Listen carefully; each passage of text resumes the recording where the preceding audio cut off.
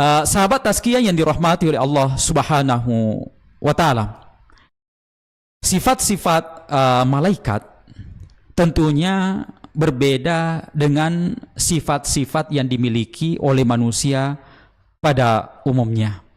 Sebagaimana penjelasan sebelumnya bahwa malaikat itu sudah memiliki tugas-tugas tertentu. Ketika diciptakan oleh Allah Subhanahu wa taala, sehingga ketika dia mendapatkan tugas atau ketika mereka mendapatkan amanah dari Allah Subhanahu wa taala, mereka selalu taat. Ya, kalau kita sebagai hamba Allah Subhanahu wa taala ada jargon sami'na wa ata'na, kita mendengarkan dan selalu taat terhadap perintah-perintah Allah Subhanahu wa taala, maka malaikat juga selalu taat tunduk terhadap tugas-tugas yang telah diemban, yang telah ditentukan oleh Allah Subhanahu wa taala. Kemudian malaikat itu memiliki sifat suci. Tidak makan, tidak minum, tidak berbuat maksiat. Karena kenapa? Makanan manusia itu biasa membuat dia kotor. Karena makanannya yang dimakan itu adalah makanan yang haram. Minumannya bisa menjadikan manusia jadi kotor. Karena minuman yang dia santap, yang dia konsumsi, itu merupakan minuman yang tidak halal. Yang menjadikan manusia itu terdorong untuk melakukan perbuatan-perbuatan maksiat. Karena kenapa? Karena dirinya tidak suci. Innallaha thayyibun la yaqbalu illa thayyiba. Allah Subhanahu wa taala itu, Nabi sallallahu alaihi wasallam menyampaikan bahwa Allah Subhanahu wa taala itu maha suci dan tidak akan menerima kecuali sesuatu yang suci pula. Oleh karena itu, sahabat tazkiyah yang dirahmati oleh Allah Subhanahu wa taala, ketika kita ingin ditemani oleh malaikat, ketika kita ingin didoakan oleh malaikat, jadilah manusia-manusia yang suci. Sucikan makanan kita, sucikan minuman kita, sucikan semua yang melekat di dalam diri kita. Maka kita akan mengambil sifatnya malaikat, yaitu makhluk yang suci, sehingga apapun yang kita minta kepada Allah Subhanahu wa taala, maka itu akan diijabah. Karena itu adalah umpamanya permintaan seperti permintaan malaikat. Karena kenapa? Karena kita sudah menjadi orang-orang yang suci seperti sifatnya malaikat. Kemudian sifat, tentunya malaikat itu memiliki sifat gaib, tidak kelihatan. Orang-orang yang sudah memiliki taraf yang yang sangat istimewa di sisi Allah Subhanahu wa taala, itu bisa saja melihat hal-hal yang gaib. Umar bin Khattab termasuk sahabat Rasulullah yang memiliki keistimewaan.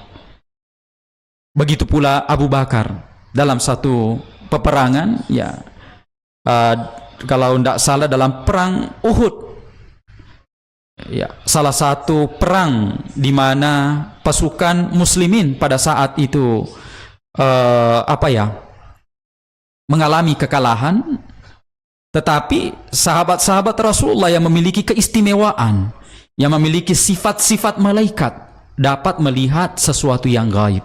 Karena kenapa? Seperti yang saya katakan tadi, dia sudah suci, dia sudah memiliki nilai-nilai malaikat di dalam dirinya. Selanjutnya, malaikat juga itu teratur. Ya, keberhasilan manusia sebenarnya itu kembali kepada keteraturan yang ada di dalam hidupnya. Dalam bekerja, ketika kita teratur, kehadiran kita teratur, mengerjakan tugas sebagaimana tupoksinya, sebagaimana fungsinya, ya, melakukan hal-hal yang sesuai dengan prinsip yang telah ditentukan, maka sebenarnya pada hakikatnya kita telah berperan seperti perannya malaikat. Karena malaikat itu teratur, tawafnya teratur, shafnya selalu teratur,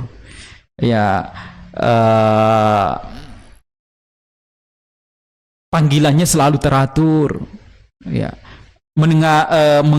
Jibril saja ketika menyampaikan wahyu kepada Rasulullah SAW itu tadrijian, berangsur-angsur, itu menandakan suatu keteraturan. Jadi memang malaikat pun sebenarnya memberikan edukasi kepada kita semua untuk selalu hidup teratur, sehingga manusia ketika dia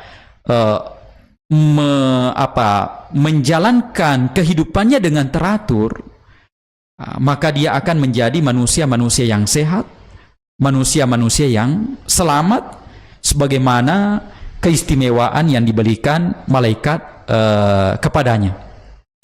Keistimewaan yang diberikan oleh Allah Subhanahu wa taala kepada para malaikat Allah. Sahabat tazkiyah yang dirahmati oleh Allah Subhanahu wa taala, tentunya Allah Subhanahu wa taala menginginkan kepada semua hambanya untuk beriman kepada malaikat-malaikat yang diciptakannya. Beriman di sini adalah meyakini bahwa keberadaan malaikat itu sebagai makhluk yang diciptakan oleh Allah Subhanahu wa taala. Meskipun kita tidak melihatnya, meskipun kita tidak merasakan kehadirannya di samping kita, di dekat kita, meskipun kita mungkin tidak melihat bahwa mereka datang mendoakan kita, tetapi kita beriman bahwa Allah Subhanahu wa taala menciptakan makhluk yang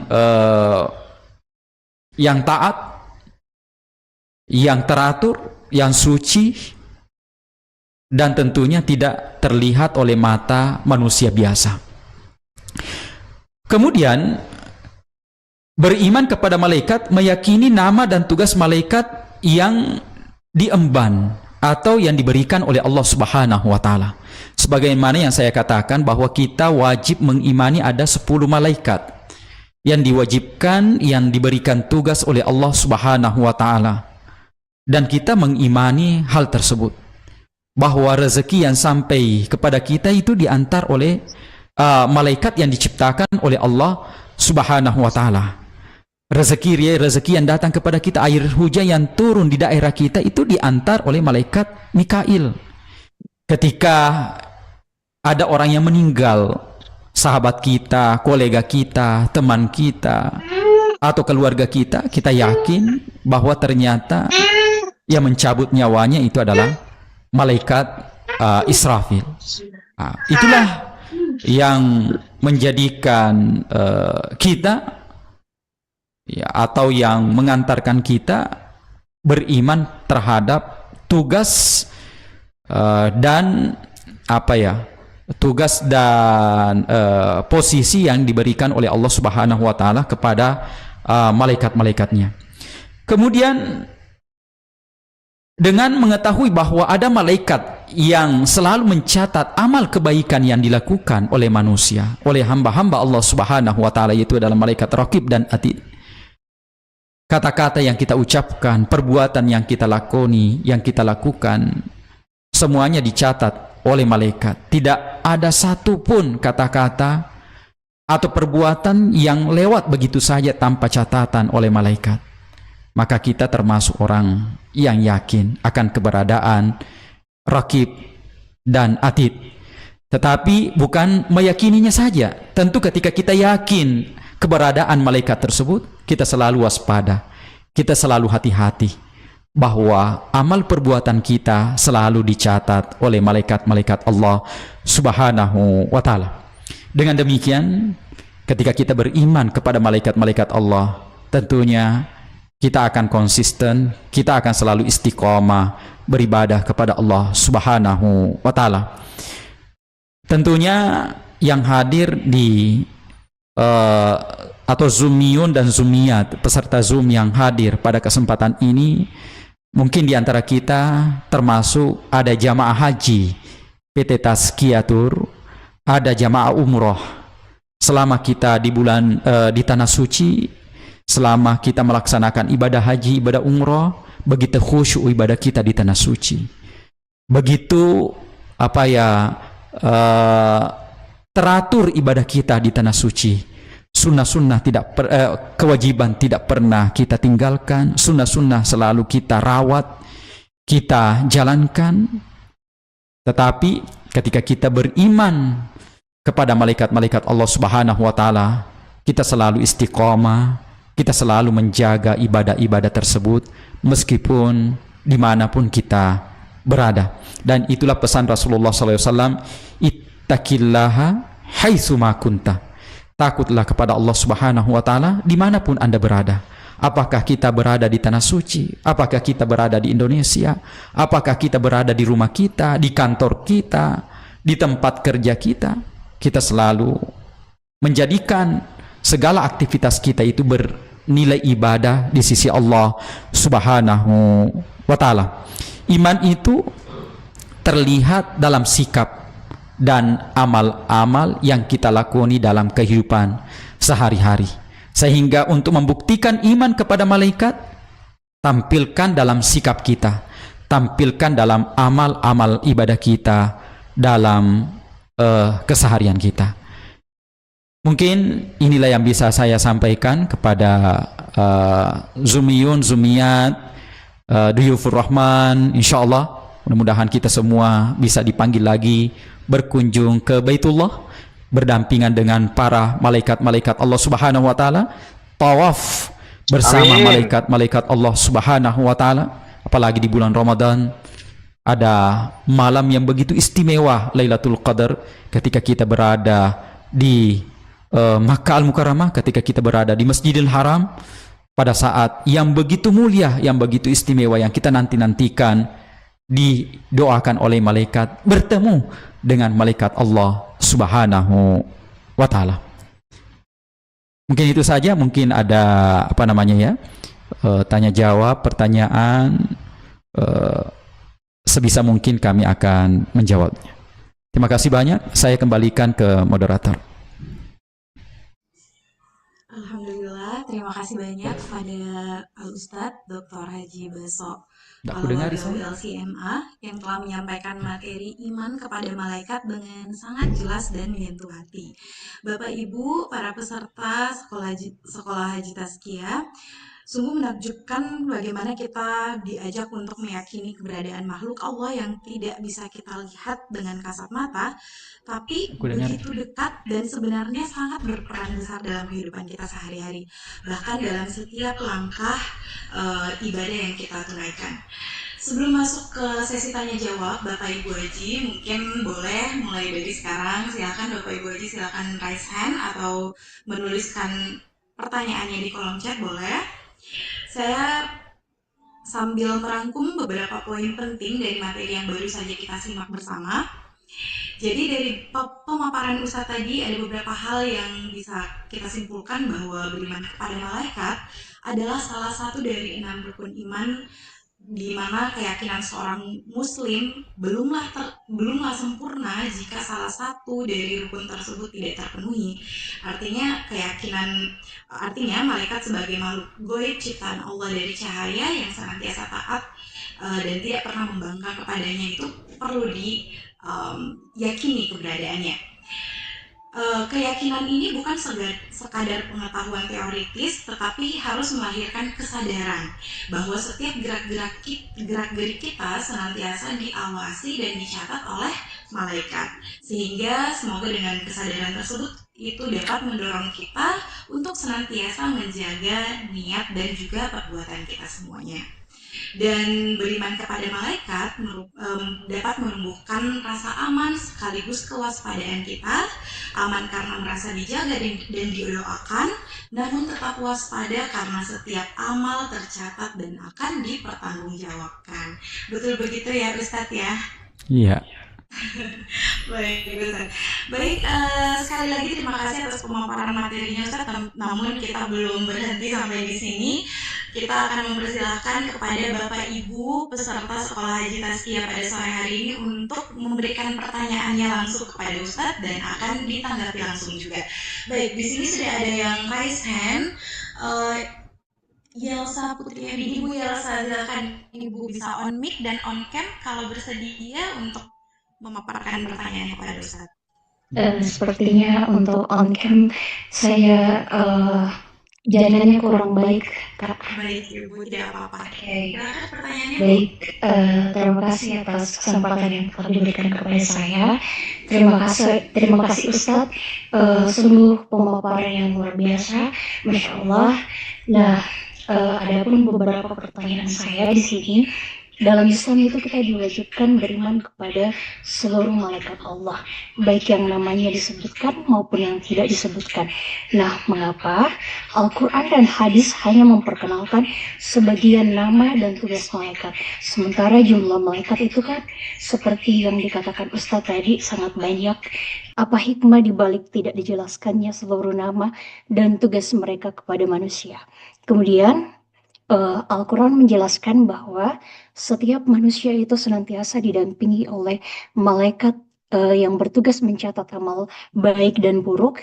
Namun bagaimana penjelasan mengenai pencatatan amal yang hanya sebatas niat di dalam hati dan tidak pernah diwujudkan dalam bentuk perbuatan, mengingat niat merupakan sesuatu yang tidak tampak secara lahiriah dan hanya diketahui oleh Allah Subhanahu wa taala. Nah, bagaimana malaikat mencatat niat tersebut? Apakah niat yang tidak jadi dilaksanakan tetap dicatat sebagai amal buruk atau amal baik? Kemudian bagaimana Al-Quran, hadis, dan para pendapat ulama menjelaskan persoalan ini, Ustadz? Terima kasih. Baik, terima kasih Ibu. Terima kasih Bu Haji. Ada 2 pertanyaan, Pak Ustadz. Boleh langsung dijawab saja. Silakan Pak Ustadz. Terima kasih banyak Ibu Haji. Saya kira ini merupakan pertanyaan yang sangat istimewa, yang sangat mengandung hikmah. Yang pertama mengenai jumlah malaikat yang tidak terbatas yang diciptakan oleh Allah Subhanahu wa taala. Namun tentunya kita beriman akan keberadaan mereka. Yang disebutkan itu ada 10 saja. Salah satu hikmahnya, seandainya kita diwajibkan untuk menghafal semua nama-nama malaikat yang ribuan, bahkan jutaan, bahkan tidak terhitung jumlahnya, itu saya kira taklifun, sesuatu yang sangat memberatkan kepada manusia, sehingga Allah memberikan keringanan, sebuah hikmah kepada manusia. Kita hanya diminta meyakini bahwa malaikat itu ada, malaikat itu selalu hadir, malaikat itu selalu mendampingi manusia dimanapun dia berada, termasuk juga amal-amalnya yang selalu dicatat, selalu terekam, tidak ada yang luput dari catatan mereka. Yang saya lanjutkan juga tentang tadi bagaimana ketika manusia sudah berniat melakukan kebaikan atau keburukan, apakah itu dicatat oleh malaikat sebagai keburukan, pahala di sisi malaikat yang akan diperhitungkan sebagai kebaikan di sisi Allah Subhanahu wa taala. Ma yalfidhu min qaulin illa ladaihi raqibun atid. Segala sesuatu akan dicatat oleh malaikat. Akan tetapi ketika kebaikan itu baru diniatkan, itu sudah mendapat pahala di sisi Allah Subhanahu wa taala. Sudah tercatat menjadi satu pahala di sisi Allah Subhanahu wa taala. Kita berniat untuk melaksanakan ibadah haji, untuk melaksanakan ibadah umroh, itu sudah tercatat suatu kebaikan di sisi Allah Subhanahu wa taala. Berbeda lagi ketika kita melaksanakannya, tentu pahalanya berlipat ganda. Kita berniat berpuasa hari 13, 14, 15 atau Ayyamul Baidha. Kita sudah berniat, itu sudah dicatat oleh malaikat suatu kebaikan, satu kebaikan. Tapi ketika kita tidak melaksanakannya, kita sudah mendapatkan pahala melalui niat tersebut. Berbeda lagi ketika kita melaksanakannya dengan baik, maka itu dicatat berlipat ganda oleh malaikat, dilipat gandakan menjadi 10, bahkan dilipat gandakan lagi sesuai dengan tempat di mana manusia itu berada. Kita berada di Masjid Nabawi, maka dikalikan 1000 kali. Ketika kita berada di Masjidil Haram, berlipat kali lagi pahala-pahala yang kita lakukan. Jadi ketika kebaikan yang kita niatkan itu sudah dicatat oleh malaikat, dilipat gandakan lagi ketika kita lakukan. Berbeda dengan keburukan. Keburukan yang kita niatkan itu belum dicatat oleh malaikat. Nanti dicatat dosa ketika perbuatan buruk itu dilakukan oleh manusia. Nah, itu yang disampaikan oleh Rasulullah sallallahu alaihi wasallam. Ketika ya'tazimu, ketika dia berniat untuk melakukan suatu kebaikan, maka dicatat kebaikan untuknya. Tetapi ketika dia lakukan, maka itu akan dilipat gandakan oleh Allah Subhanahu wa taala. Akan tetapi ketika itu adalah keburukan, keburukan belum dicatat oleh malaikat ketika baru berupa niat atau al-azm. Namun ketika dilakukan, baru dicatat oleh malaikat, dan itu dicatat satu keburukan atau satu dosa di sisi Allah Subhanahu wa taala. Keistimewaan yang diberikan kepada umat Rasulullah sallallahu alaihi wasallam. Oleh karena itu mari kita selalu berniat berbuat baik. Ya, selalu memiliki hati yang bersih, selalu memiliki keinginan yang baik, selalu berprasangka baik kepada sesama manusia. Ketika kita memiliki hati yang jernih, hati malaikat, seperti yang saya katakan tadi, hati yang bersih, maka tentunya setiap saat kita juga selalu berniat kebaikan, dan itu sudah dicatat oleh malaikat sebuah kebaikan. Mungkin itu saja yang bisa saya sampaikan. Terima kasih banyak Ibu Haji. Baik, terima kasih banyak jawabannya Ustadz. Bagaimana Ibu Elsa? Masya Allah, terima kasih banyak atas pencerahannya Ustadz. Alhamdulillah, terima kasih Ibu. Baik, kita buka sesi tanya jawab lagi. Ada yang ingin ditanyakan? Apakah ada di antara Bapak Ibu Haji yang ingin bertanya langsung kepada Ustadz?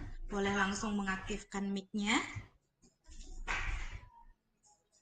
Oke. Atau adakah yang...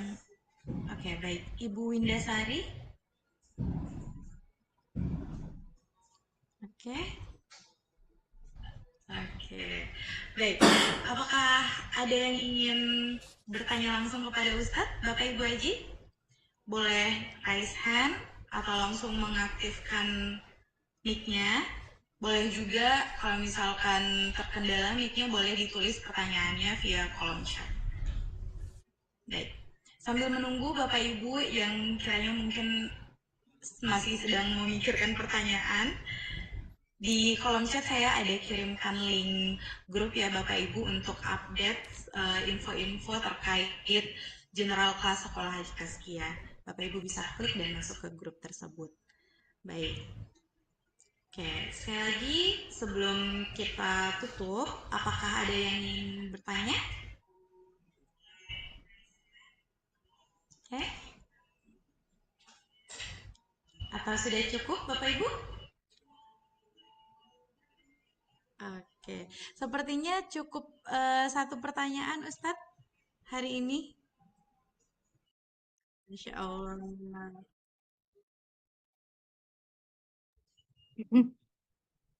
Iya Ustadz. Insya Allah. Mudah-mudahan bisa aktif. Ya. Ternyata Ustadz ingat mahasiswanya ya Ustadz, kayak Masya Allah. Nasihat selalu Ustadz. Amin ya rabbal Amin ya alamin. rabbal alamin. Baik, ada Bapak Muhammad, apakah mau bertanya, Pak, kepada Ustaz? Muhammad Assalamualaikum, Bapak. Muhammad siapa? Oke, oke, saya rasa cukup sesi kita hari ini. Sebelum kita tutup, saya ada satu quotes yang bisa menyimpulkan mungkin di sesi Zoom kita sore hari ini. Sejatinya kita tidak pernah sendirian. Ada malaikat yang mendoakan hamba yang bersungguh-sungguh menuju kebaikan, termasuk mereka yang tengah mempersiapkan langkah ke Baitullah. Amin, amin ya rabbal alamin. Baik, Bapak Ibu yang sama-sama berbahagia di sore hari ini, tidak terasa kita sudah menyimak dan mendalami materi iman kepada malaikat bersama Al-Ustadz Dr. Haji Baso Palawagau LCMA. Semoga apa yang kita pelajari hari ini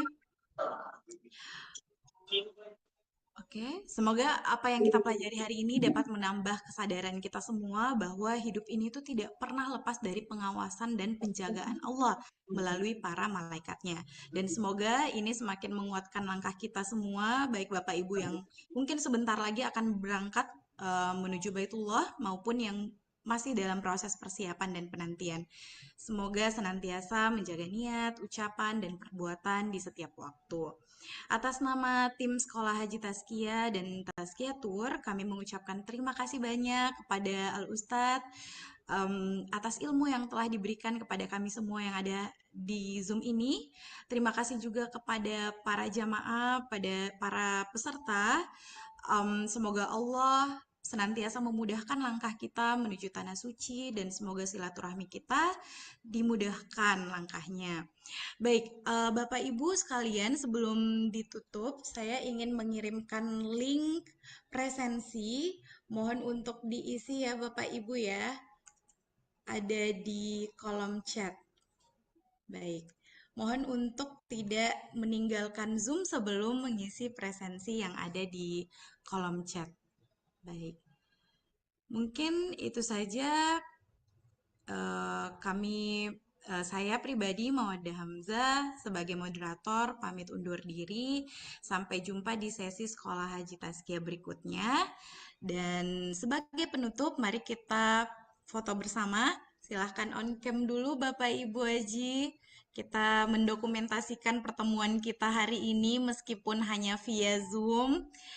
Semoga dengan pertemuan ini menjadi awal kita dapat bertemu di kesempatan-kesempatan baik lainnya. Amin ya Allah. Kalau bisa kita semua bertemunya di Baitullah.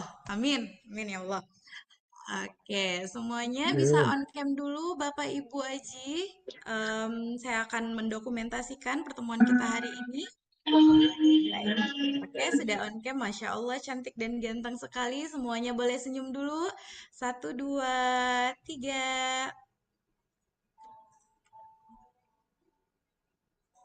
Oke, kita ulang lagi ya, satu kali lagi ya. Bapak Ibu boleh senyum dulu, 1, 2, 3. Baik, terima kasih banyak Bapak Ibu Haji. Saya mengingatkan kembali, tolong untuk mengisi presensi yang ada di kolom chat, Bapak Ibu bisa klik linknya. Oke, terima kasih banyak Ustadz atas kesempatan hari ini. Semoga Ustadz tidak bosan-bosan untuk berbagi kepada kita semua ya Ustadz ya. Baik. Bapak Ibu yang sudah mengisi absensi sudah boleh meninggalkan ruang Zoom dan yang belum mengisi absensi yang ada di chat silahkan diisi terlebih dahulu sebelum meninggalkan Zoom ya Bapak Ibu ya. Oke. Terima kasih semuanya.